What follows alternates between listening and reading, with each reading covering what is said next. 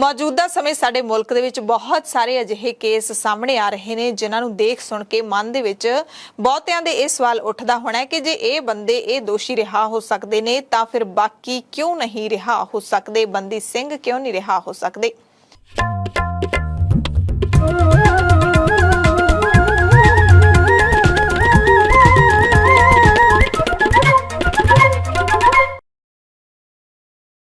सत श्री अकाल जी दा खालस टीवी देखने वाले देश दुनिया के साडे सारे दर्शकों का बहुत बहुत स्वागत है। प्राइम टाइम दे नाल मैं हरशरण कौर।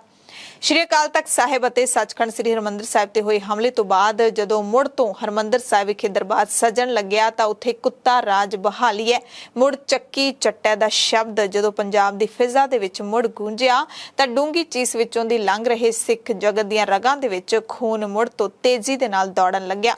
उदों रेडियो दा जमाना हुंदा सी, जलंधर दूरदर्शन दी पहुंच पंजाब दीआं हद्दां दे अंदर ही मुक जांदी सी। गुरु साहिब ने जदों इह शब्द उचारिया होना है तां उस वेले शायद सिखां दे नाल अगलियां सदियां दे विच कीते जाण वाले वखरेवें दी अगाऊं सूझ हो गई होनी है।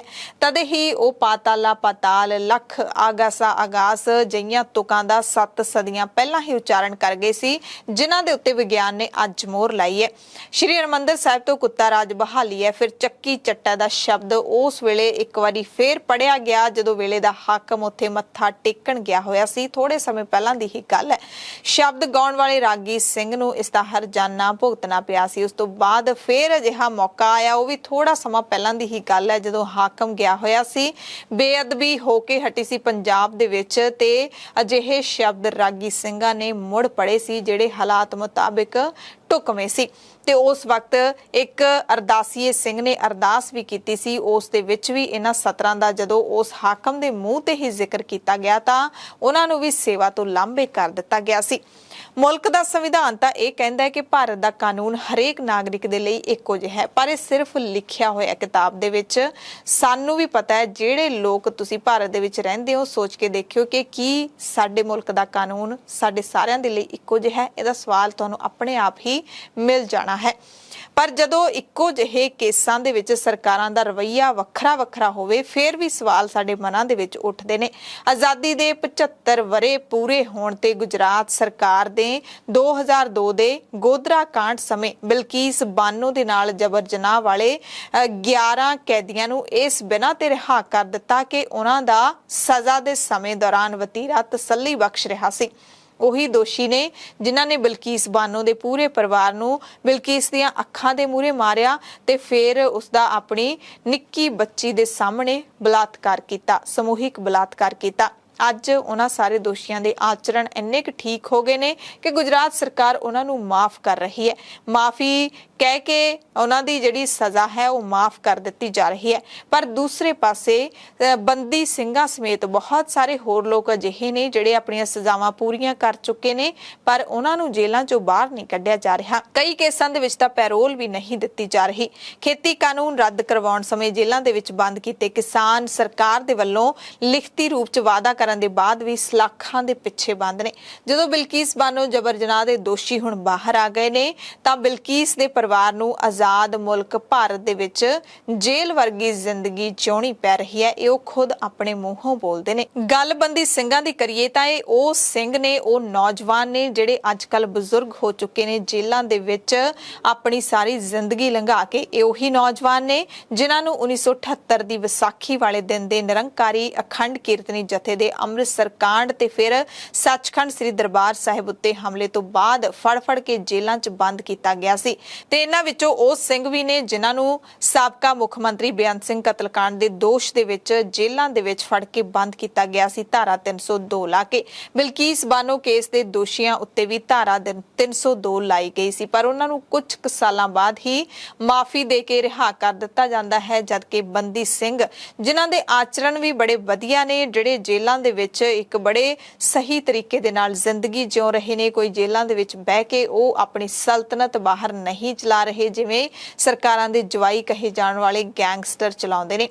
ਮਿਸਾਲ ਤੁਸੀਂ ਇੱਕ ਵੱਡੀ ਮਿਸਾਲ 29 ਮਈ ਨੂੰ ਦੇਖ ਚੁੱਕੇ ਹੋ, ਜਦੋਂ ਜੇਲ੍ਹਾਂ ਦੇ ਵਿੱਚ ਬੈਠੇ ਗੈਂਗਸਟਰਾਂ ਨੇ ਹੀ ਇੱਕ ਨੌਜਵਾਨ ਗਾਇਕ ਸਿੱਧੂ ਮੂਸੇਵਾਲੇ ਦਾ ਕਤਲ ਕਰਵਾ ਦਿੱਤਾ ਬੇਰਹਿਮੀ ਦੇ ਨਾਲ। ਹੋਰ ਵੀ ਬਹੁਤ ਸਾਰੀਆਂ ਮਿਸਾਲਾਂ ਮਿਲ ਜਾਣਗੀਆਂ ਜਿਨ੍ਹਾਂ ਨੂੰ ਦੇਖ ਸੁਣ ਕੇ ਮਨ ਦੇ ਵਿੱਚ ਸਵਾਲ ਉੱਠਦਾ ਹੈ ਕਿ ਜੇ ਇਹ ਲੋਕ ਰਿਹਾ ਹੋ ਸਕਦੇ ਨੇ ਤਾਂ ਬੰਦੀ ਸਿੰਘ ਕਿਉਂ ਨਹੀਂ। दूर ना जाइए, पंजाब सरकार ने जून 2019 ਨੂੰ आईपीसी ਦੀ ਧਾਰਾ 302 ਤਹਿਤ ਜੇਲ੍ਹਾਂ 'ਚ ਬੰਦ 5 ਪੁਲਿਸ ਮੁਲਾਜ਼ਮਾਂ ਦੀ ਸਜ਼ਾ 2 ਤੋਂ 3 ਸਾਲਾਂ ਬਾਅਦ ਹੀ ਉਹਨਾਂ ਨੂੰ ਮਾਫ ਕਰਕੇ ਰਿਹਾ ਕਰ ਦਿੱਤਾ ਸੀ। ਪਿੰਕੀ ਕੈਟ ਨੂੰ ਵੀ ਧਾਰਾ 302 ਤਹਿਤ ਜੇਲ੍ਹ ਦੀਆਂ ਸਲਾਖਾਂ ਪਿੱਛੇ ਡੱਕਿਆ ਗਿਆ ਸੀ, ਪਰ ਉਸ ਨੂੰ ਵੀ ਚੰਗੇ ਆਚਰਣ ਦੇ ਆਧਾਰ ਤੇ ਛੱਡ ਦਿੱਤਾ ਗਿਆ ਸੀ। ਪਰ ਇਸ ਦੇ ਉਲਟ ਸੇਮ ਧਾਰਾਵਾਂ ਲੱਗੀਆਂ ਹੋਈਆਂ ਨੇ। 302 ਦੀ ਧਾਰਾ ਲੱਗੀ ਹੋਈ ਹੈ। ਪ੍ਰੋਫੈਸਰ ਦਵਿੰਦਰਪਾਲ ਸਿੰਘ ਭੁੱਲਰ ਚੰਗੀ ਭਲੀ ਜ਼ਿੰਦਗੀ ਜਿਉਣ ਵਾਲਾ ਇੱਕ ਸ਼ਰੀਫ ਸਿੱਖ ਨੌਜਵਾਨ ਸੀ, ਜਿਹੜਾ ਹਾਲੇ ਤੱਕ ਜੇਲ੍ਹ ਦੇ ਵਿੱਚ ਬੰਦ ਹੈ। ਮਾਨਸਿਕ ਤੌਰ ਤੇ ਇੰਨਾ ਕੁ ਤਸ਼ੱਦਦ ਹੈ ਕਿ ਅੱਜ ਆਪਣੀ ਸਹੀ ਦਿਮਾਗੀ ਹਾਲਤ ਦੇ ਵਿੱਚ ਹੀ ਨਹੀਂ ਹੈ।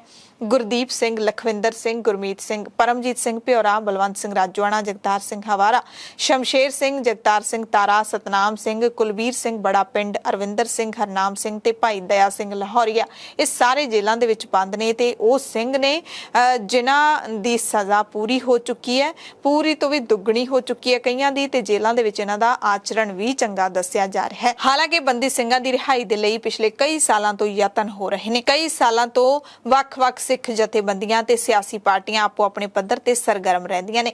ਸ਼੍ਰੀ ਅਕਾਲ ਤਖਤ ਸਾਹਿਬ ਦੇ ਕਾਰਜਕਾਰੀ ਜਥੇਦਾਰ ਗਿਆਨੀ ਹਰਪ੍ਰੀਤ ਸਿੰਘ ਦੀ ਅਪੀਲ ਤੇ ਸ਼੍ਰੋਮਣੀ ਗੁਰਦੁਆਰਾ ਪ੍ਰਬੰਧਕ ਕਮੇਟੀ ਦੇ ਪ੍ਰਧਾਨ ਐਡਵੋਕੇਟ ਹਰਜਿੰਦਰ ਸਿੰਘ ਧਾਮੀ ਨੇ ਕੁਝ ਸਮਾਂ ਪਹਿਲਾਂ ਹੀ ਇੱਕ ਵੱਡਾ ਇਕੱਠ ਕਰਕੇ ਅੰਮ੍ਰਿਤਸਰ ਦੇ ਵਿੱਚ 11 ਮੈਂਬਰੀ ਕਮੇਟੀ ਦਾ ਗਠਨ ਕੀਤਾ ਸੀ, ਪਰ ਉਹ ਦਿਨਾਂ ਦੇ ਵਿੱਚ ਹੀ ਖੇਰੂ ਹੋ ਗਈ ਹੈ।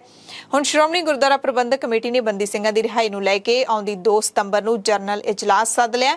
ਇਸ ਤੋਂ ਪਹਿਲਾਂ ਬਾਪੂ ਸੂਰਤ ਸਿੰਘ ਖਾਲਸਾ 2015 ਤੋਂ ਇਸੇ ਮੰਗ ਨੂੰ ਲੈ ਕੇ ਅੰਨ ਛੱਡੀ ਬੈਠੇ ਨੇ। ਪਿਛਲੇ 190 ਦਿਨਾਂ ਤੋਂ ਸਰਾਬੇ ਦੇ ਵਿੱਚ ਪੱਕਾ ਧਰਨਾ ਚੱਲ ਰਿਹਾ ਹੈ। ਬਹਿਬਲ ਕਲਾਂ ਵਿਖੇ ਸ੍ਰੀ ਗੁਰੂ ਗ੍ਰੰਥ ਸਾਹਿਬ ਜੀ ਦੀ ਬੇਅਦਬੀ ਨੂੰ ਲੈ ਕੇ ਚੱਲ ਰਹੇ ਧਰਨੇ 'ਚੋਂ ਵੀ ਬੰਦੀ ਸਿੰਘਾਂ ਦੀ ਰਿਹਾਈ ਦੀ ਮੰਗ ਗੂੰਜਦੀ ਰਹਿੰਦੀ ਹੈ। ਲੋਕ ਸਭਾ ਹਲਕਾ ਸੰਗਰੂਰ ਤੋਂ ਮੈਂਬਰ ਪਾਰਲੀਮੈਂਟ ਸਿਮਰਨਜੀਤ ਸਿੰਘ ਮਾਨ ਜੰਤਰ ਮੰਤਰ ਤੇ ਇੱਕ ਦਿਨ ਦਾ ਧਰਨਾ ਦੇ ਕੇ ਕੇਂਦਰ ਸਰਕਾਰ ਤੋਂ ਬੰਦੀ ਸਿੰਘਾਂ ਦੀ ਰਿਹਾਈ ਦੀ ਮੰਗ ਕਰ ਚੁੱਕੇ ਨੇ। ਸ਼੍ਰੋਮਣੀ ਅਕਾਲੀ ਦਲ ਵੱਲੋਂ 13 ਅਗਸਤ ਨੂੰ ਕਾਲੀਆਂ ਪੱਗਾਂ ਬੰਨ੍ਹ ਕੇ ਜਥਿਆਂ ਦੇ ਰੂਪ ਦੇ ਵਿੱਚ ਸ਼੍ਰੋਮਣੀ ਗੁਰਦੁਆਰਾ ਪ੍ਰਬੰਧਕ ਕਮੇਟੀ ਦੇ ਸਮਰਥਨ ਦੇ ਨਾਲ ਡਿਪਟੀ ਕਮਿਸ਼ਨਰਾਂ ਨੂੰ ਮੰਗ ਪੱਤਰ ਦਿੱਤੇ ਗਏ। ਉਸ ਤੋਂ ਪਹਿਲਾਂ 20 ਜੁਲਾਈ ਨੂੰ ਸ਼੍ਰੋਮਣੀ ਅਕਾਲੀ ਦਲ ਨੇ ਦਿੱਲੀ ਦੇ ਜੰਤਰ ਮੰਤਰ ਤੇ ਰੋਸ ਮੁਜ਼ਾਹਰਾ ਵੀ ਕੀਤਾ। ਸੁਖਬੀਰ ਸਿੰਘ ਬਾਦਲ ਨੇ ਤਾਂ ਭਾਵੁਕ ਬੋਲਾਂ ਵਾਲਾ ਰਿਹਾਈ ਗਾਣਾ ਖੁਦ ਵੀ ਗਾਇਆ ਸੀ। ਹਾਲਾਂਕਿ ਵੱਖਰੀ ਗੱਲ ਹੈ ਕਿ ਇੰਨੇ ਸੰਜੀਦਾ ਮਸਲੇ ਤੇ ਗਾਏ ਗਾਣੇ ਨੂੰ ਸੁਣ ਕੇ ਲੋਕ ਜਜ਼ਬਾਤੀ ਹੋਣ ਦੀ ਬਜਾਏ ਆਪਣੇ ਆਪ ਨੂੰ ਹੱਸਣ ਤੋਂ ਰੋਕ ਨਹੀਂ ਸਕੇ। ਰਿਹਾਈ ਮੰਗ ਰਹੇ ਆ ਕੀ ਬੰਦੀ ਸਿੰਘਾਂ ਦੀ ਰਿਹਾਈ ਮੰਗ ਰਹੇ ਆ ਅਸੀਂ ਮੰਗ ਰਹੇ ਆ। ਤੇ ਇਸ ਤੋਂ ਵੀ ਪਹਿਲਾਂ 13 ਜਨਵਰੀ ਨੂੰ ਹਵਾਰਾ ਕਮੇਟੀ ਦੇ ਵੱਲੋਂ ਸ਼੍ਰੀ ਫਤਿਹਗੜ੍ਹ ਸਾਹਿਬ ਤੋਂ ਚੰਡੀਗੜ੍ਹ ਤੱਕ ਰੋਸ ਮਾਰਚ ਕੱਢਿਆ ਗਿਆ। ਹਵਾਰਾ ਕਮੇਟੀ ਨੇ ਬੰਦੀ ਸਿੰਘਾਂ ਦੀ ਰਿਹਾਈ ਲਈ ਪੰਜਾਬ ਦੇ 117 ਵਿਧਾਇਕਾਂ ਨੂੰ ਮੰਗ ਪੱਤਰ ਦੇਣ ਦੀ ਮੁਹਿੰਮ ਵੀ ਛੇੜੀ ਹੋਈ ਹੈ। ਇੱਥੇ ਹੀ ਬਸ ਨਹੀਂ, ਮਾਡਲ ਜੇਲ੍ਹ ਬੁੜੈਲ ਦੇ ਵਿੱਚ ਬੰਦ ਅਤੇ ਬੇਅੰਤ ਸਿੰਘ ਕਤਲकांड ਦੇ ਮੁਲਜ਼ਮ ਲਖਵਿੰਦਰ ਸਿੰਘ ਨੇ 1 ਮਹੀਨੇ ਦੀ ਭੁੱਖ ਹੜਤਾਲ ਵੀ ਰੱਖੀ ਸੀ। ਪਿਛਲੇ ਦਿਨੀ ਐਸਜੀਪੀਸੀ ਸਕੱਤਰ ਕਰਨੈਲ ਸਿੰਘ ਪੰਜੋੜੀ ਨੇ ਖੁਦ ਜਾ ਕੇ ਇਹਨਾਂ ਦੀ ਭੁੱਖ ਹੜਤਾਲ ਤੁੜਵਾਈ ਸੀ ਅਤੇ ਰਾਜਪਾਲ ਨੂੰ ਵੀ ਮੰਗ ਪੱਤਰ ਸੌਂਪਿਆ ਸੀ। ਮੁੜ ਤੋਂ ਕੇਂਦਰ ਸਰਕਾਰ ਮੂਰੇ ਅਰਜ਼ੋਈ ਕੀਤੀ ਹੈ, ਮੰਗ ਕੀਤੀ ਹੈ ਕਿ ਬੰਦੀ ਸਿੰਘਾਂ ਨੂੰ ਛੇਤੀ ਤੋਂ ਛੇਤੀ ਰਿਹਾ ਕੀਤਾ ਜਾਵੇ। ਹਰਜਿੰਦਰ ਸਿੰਘ ਜੀ ਧਾਮੀ ਸਾਹਿਬ ਦੇ ਹੁਕਮਾਂ ਅਨੁਸਾਰ ਉਹ ਚੇਚੇ ਤੌਰ ਤੇ ਭਾਈ ਲਖਵਿੰਦਰ ਸਿੰਘ ਉਹਨਾਂ ਦੀ ਮੁਲਾਕਾਤ ਲਈ ਆਇਆ ਸੀ। ਉਹਦਾ ਕਾਰਨ ਇਹ ਸੀ ਕਿ ਪਿਛਲੇ ਮਹੀਨੇ ਦੀ 26 ਤਰੀਕ ਤੋਂ ਭਾਈ ਲਖਵਿੰਦਰ ਸਿੰਘ ਭੁੱਖ ਹੜਤਾਲ ਉੱਤੇ ਨੇ। ਉਹਨਾਂ ਦੀ ਭੁੱਖ ਹੜਤਾਲ ਦਾ ਮੁੱਖ ਕਾਰਨ ਸੀ ਜਿਹੜਾ ਉਹ ਇਹ ਹੈ ਕਿ ਭਾਰਤ ਦੀ ਸਰਕਾਰ ਜਿਹੜੀ ਹੈ ਤੇ ਸਟੇਟਾਂ ਦੀਆਂ ਸਰਕਾਰਾਂ ਦਰਬਾਰ ਸਾਹਿਬ ਦੇ ਹਮਲੇ ਤੋਂ ਬਾਅਦ ਜਿਹੜੇ ਸਿੰਘ ਵੱਖ-ਵੱਖ ਕੇਸਾਂ ਦੇ ਅਧੀਨ ਜੇਲ੍ਹਾਂ ਵਿੱਚ ਬੰਦ ਨੇ ਉਹਨਾਂ ਨੂੰ ਰਿਹਾ ਕਰਨ ਦਾ ਯਤਨ ਨਹੀਂ ਕਰ ਰਹੇ। 11 ਬੰਦਿਆਂ ਨੇ ਇੱਕ ਔਰਤ ਦਾ ਬਲਾਤਕਾਰ ਕੀਤਾ। ਉਹ 4 ਮਹੀਨੇ ਦੀ ਗਰਭਵਤੀ ਸੀ। ਉਹਦੀ 3 ਸਾਲ ਦੀ ਬੱਚੀ ਨੂੰ ਉਹਦੀਆਂ ਅੱਖਾਂ ਦੇ ਸਾਹਮਣੇ ਕੰਧਾਂ ਨਾਲ ਮਾਰ ਕੇ ਉਹਨੂੰ ਮਾਰ ਦਿੱਤਾ। ਉਹਨਾਂ ਵਿਅਕਤੀਆਂ ਨੂੰ ਸਜ਼ਾ ਹੋਈ ਉਮਰ ਕੈਦ ਦੀ, ਲੇਕਿਨ 15 ਅਗਸਤ ਵਾਲੇ ਦਿਨ ਐਡੇ ਕ੍ਰਿਮੀਨਲ ਆਦਮੀਆਂ ਨੂੰ ਭਾਰਤ ਦੀ ਸਰਕਾਰ ਨੇ, ਸੂਬੇ ਦੀ ਸਰਕਾਰ ਨੇ ਉਹਨਾਂ ਨੂੰ ਰਿਹਾ ਕਰ ਦਿੱਤਾ। ਅਕਾਲ ਤਖਤ ਸਾਹਿਬ ਦੇ ਜਥੇਦਾਰ ਨੇ, ਸ਼੍ਰੋਮਣੀ ਗੁਰਦੁਆਰਾ ਪ੍ਰਬੰਧਕ ਕਮੇਟੀ ਦੇ ਪ੍ਰਧਾਨ ਨੇ ਉਚੇਚੇ ਤੌਰ ਤੇ ਭਾਈ ਲਖਵਿੰਦਰ ਸਿੰਘ ਨੂੰ ਮੇਰੇ ਰਾਹੀਂ ਇਹ ਅਪੀਲ ਕੀਤੀ ਸੀ ਉਹਨਾਂ ਨੂੰ ਕਿ ਤੁਹਾਡੀ ਰਿਹਾਈ ਲਈ ਸ਼੍ਰੋਮਣੀ ਗੁਰਦੁਆਰਾ ਪ੍ਰਬੰਧਕ ਕਮੇਟੀ ਦੀ ਅਗਵਾਈ ਦੇ ਵਿੱਚ ਖਾਲਸਾ ਪੰਥ ਨੇ ਸੰਘਰਸ਼ ਆਰੰਭਿਆ ਹੋਇਆ। ਪਰ ਇਹ ਸਾਰਾ ਕੁਝ ਕਰਨ ਦੇ ਬਾਵਜੂਦ ਵੀ ਸੈਂਟਰ ਤੇ ਸੂਬਿਆਂ ਦੀਆਂ ਸਰਕਾਰਾਂ ਟਸ ਤੋਂ ਮਸ ਨਹੀਂ ਹੋਈਆਂ। ਇੱਥੋਂ ਤੱਕ ਕਿ ਦੇਸ਼ ਦੇ ਪ੍ਰਧਾਨ ਮੰਤਰੀ ਨਰਿੰਦਰ ਮੋਦੀ ਅਤੇ ਗ੍ਰਹਿ ਮੰਤਰੀ ਅਮਿਤ ਸ਼ਾਹ ਵੱਲੋਂ ਸ਼੍ਰੋਮਣੀ ਕਮੇਟੀ ਨੂੰ ਮਿਲਣ ਦਾ ਸਮਾਂ ਤੱਕ ਨਹੀਂ ਦਿੱਤਾ ਗਿਆ। ਸਰਕਾਰਾਂ ਦੀ ਮਨਸ਼ਾ ਦੀ ਗੱਲ ਕਰੀਏ ਤਾਂ ਕੇਂਦਰ ਦੇ ਵੱਲੋਂ ਸ੍ਰੀ ਗੁਰੂ ਨਾਨਕ ਦੇਵ ਜੀ ਦੇ 550 ਸਾਲਾ ਪ੍ਰਕਾਸ਼ ਪੁਰਬ ਮੌਕੇ 11 ਨਵੰਬਰ 2019 ਨੂੰ ਪੰਜਾਬ ਦੇ ਰਾਜਪਾਲ ਅਤੇ ਚੰਡੀਗੜ੍ਹ ਦੇ ਪ੍ਰਸ਼ਾਸਕ ਨੂੰ ਇੱਕ ਚਿੱਠੀ ਲਿਖ ਕੇ ਸਜ਼ਾ ਪੂਰੀ ਕਰ ਚੁੱਕੇ 8 ਬੰਦੀ ਸਿੰਘਾਂ ਦੀ ਰਿਹਾਈ ਅਤੇ ਮੌਤ ਦੀ ਸਜ਼ਾ ਯਾਫਤਾ ਕੈਦੀ ਨੂੰ ਉਮਰ ਕੈਦ ਵਿੱਚ ਬਦਲਣ ਲਈ ਕਿਹਾ ਸੀ, ਪਰ ਸਾਲਾਂ ਬਾਅਦ ਵੀ ਇਸ ਉੱਤੇ ਕੋਈ ਕਾਰਵਾਈ ਨਹੀਂ ਹੋਈ। ਸਿੱਖ ਜਥੇਬੰਦੀਆਂ, ਸਿੱਖ ਲੀਡਰ ਵਾਰੀ-ਵਾਰੀ ਸੈਂਟਰ ਸਰਕਾਰ ਨੂੰ ਯਾਦ ਕਰਵਾਉਂਦੇ ਰਹਿੰਦੇ ਨੇ ਕਿ ਤੁਸੀਂ ਯਾਦ ਕਰ ਲਓ 2019 ਦਾ ਉਹ ਸਮਾਂ ਜੋ ਤੁਸੀਂ ਖੁਦ ਕਿਹਾ ਸੀ ਕਿ ਗੁਰੂ ਨਾਨਕ ਸਾਹਿਬ ਦੇ ਪ੍ਰਕਾਸ਼ ਪੁਰਬ ਮੌਕੇ ਸਾਰੇ ਬੰਦੀ ਸਿੰਘ ਰਿਹਾ ਕਰਨ ਦਾ ਐਲਾਨ ਕੀਤਾ ਜਾਊਗਾ, ਪਰ ਉਹ ਨਹੀਂ ਕੀਤਾ ਗਿਆ।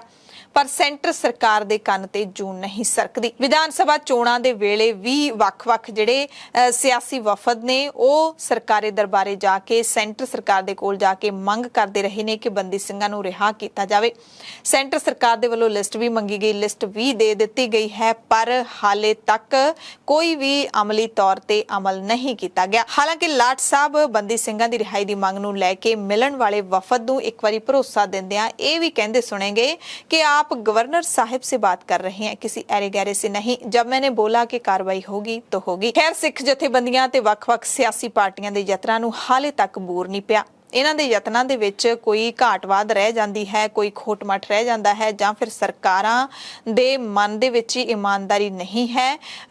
ਸਰਕਾਰਾਂ ਦੇ ਮਨ ਦੇ ਵਿੱਚ ਹੀ ਹਰ ਕਿਸੇ ਨੂੰ ਸਹੀ ਨਿਆਂ, ਇੱਕੋ ਜਿਹਾ ਨਿਆਂ ਦੇਣ ਵਾਲੀ ਮਨਸ਼ਾ ਨਹੀਂ ਹੈ। ਇਹ ਤਾਂ ਹੁਣ ਰੱਬ ਹੀ ਜਾਣਦਾ ਹੈ, ਜਾਂ ਫਿਰ ਇਹ ਦੋਨੇ ਤਰ੍ਹਾਂ ਆਪ ਹੀ ਜਾਣਦੀਆਂ ਨੇ। ਪਰ ਸਭ ਤੋਂ ਵੱਡੀ ਇਮਾਨਦਾਰੀ ਜੇ ਹੈ ਕਿਸੇ 'ਚ ਤਾਂ ਉਹ ਹੈ ਬੰਦੀ ਸਿੰਘਾਂ ਦੇ ਪਰਿਵਾਰਾਂ ਦੇ ਮਨਾਂ ਦੇ ਵਿੱਚ, ਜਿਹੜੇ ਸੱਚੀ ਮੁੱਚੀ ਚਾਹੁੰਦੇ ਨੇ ਕਿ ਉਹਨਾਂ ਦੇ ਨਾਲੋਂ ਸਾਲਾਂ ਤੋਂ ਦਹਾਕਿਆਂ ਤੋਂ ਵੱਖ ਕੀਤੇ ਗਏ ਉਹਨਾਂ ਦੇ ਪਰਿਵਾਰਕ ਮੈਂਬਰ ਉਹਨਾਂ ਦੇ ਵਿੱਚ ਆ ਕੇ ਰਹਿਣ, ਉਹਨਾਂ ਦੇ ਨਾਲ ਆ ਕੇ ਰਹਿਣ। ਜਦੋਂ ਉਹਨਾਂ ਨੂੰ ਜੇਲ੍ਹਾਂ ਦੇ ਵਿੱਚ ਡੱਕਿਆ ਗਿਆ ਸੀ ਤਾਂ ਉਹ ਸਿੱਖ ਨੌਜਵਾਨ ਹੁੰਦੇ ਸੀ, ਨੌਜਵਾਨਾਂ ਦੀ ਕੈਟਾਗਰੀ ਦੇ ਵਿੱਚ ਆਉਂਦੇ ਸੀ, ਪਰ ਉਹਨਾਂ ਦੀ ਸਾਰੀ ਜਿਹੜੀ ਜਵਾਨੀ ਹੈ ਜੇਲ੍ਹਾਂ ਦੇ ਵਿੱਚ ਗਲ ਚੁੱਕੀ ਹੈ। ਕਈ ਤਾਂ ਬਜ਼ੁਰਗ ਅਵਸਥਾ ਤੱਕ ਵੀ ਪਹੁੰਚ ਗਏ ਨੇ ਤੇ ਕਈ ਅਧਖੜ ਉਮਰ ਹੈ ਜਿਹੜੀ ਉੱਥੋਂ ਤੱਕ ਪਹੁੰਚ ਚੁੱਕੇ ਨੇ। ਇਸ ਦਰਮਿਆਨ ਸੱਚ ਇਹ ਵੀ ਹੈ ਕਿ ਬਹੁਤੀਆਂ ਸਿਆਸੀ ਪਾਰਟੀਆਂ ਬੰਦੀ ਸਿੰਘਾਂ ਦੀ ਰਿਹਾਈ ਦੀ ਮੰਗ ਨੂੰ ਲੈ ਕੇ ਸਿਆਸੀ ਲਾਹਾ ਲੈਣ ਦੀ ਤਾਕ ਦੇ ਵਿੱਚ ਹੀ ਰਹਿੰਦੀਆਂ ਨੇ। ਜਦੋਂ ਤੱਕ ਵੱਖ-ਵੱਖ ਧੁਰਿਆਂ ਤੋਂ ਲੜੀ ਜਾਣ ਵਾਲੀ ਲੜਾਈ ਇੱਕ ਮੰਚ ਤੇ ਇਕੱਠੇ ਹੋ ਕੇ ਨਹੀਂ ਲੜੀ ਜਾਂਦੀ, ਤਦ ਤੱਕ ਨਾ ਤਾਂ ਸਰਕਾਰਾਂ ਨੂੰ ਹਲੂਣਾ ਆਊਗਾ, ਨਾ ਹੀ ਇਹਨਾਂ ਦਾ ਆਪਸੀ ਖਲਾਰਾ ਸਮੇਟਿਆ ਜਾਊਗਾ। ਸਰਕਾਰਾਂ ਨੂੰ ਸਿੱਖਾਂ ਦੀ ਪਾਟੋ ਧਾੜ ਕਾਫੀ ਰਾਸ ਆ ਰਹੀ ਹੈ ਅਤੇ ਇਸ ਦੇ ਵਿੱਚ ਪਿਸ ਰਹੇ ਨੇ ਤਾਂ ਜੇਲ੍ਹਾਂ ਦੇ ਵਿੱਚ ਬੰਦ ਬੰਦੀ ਸਿੰਘ। ਪ੍ਰਾਈਮ ਟਾਈਮ ਦੇਖਣ ਵਾਲੇ ਸਾਰੇ ਦਰਸ਼ਕਾਂ ਦਾ ਧੰਨਵਾਦ।